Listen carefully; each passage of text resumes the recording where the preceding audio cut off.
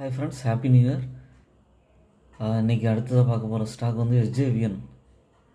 இவங்க வந்து electricity and power generation பிஸ்னஸில் இருக்காங்க.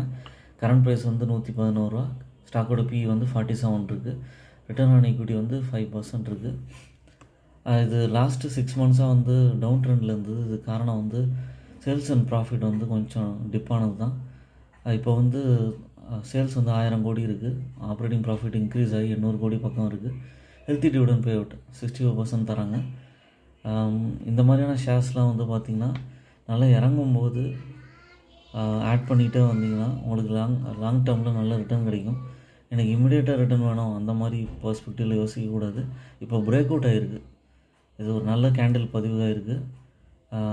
இந்த இதை ஆப்பர்ச்சுனிட்டியை பயன்படுத்திக்கிட்டு ஓன் அனாலிசிஸ் பண்ணிட்டு கன்சிடர் பண்ணலாம். I'm not a SEBI registered person. என்னோடய சேனலை சப்ஸ்கிரைப் பண்ணுங்கள், லைக் பண்ணுங்கள், எல்லா வீடியோஸும் பாருங்கள்.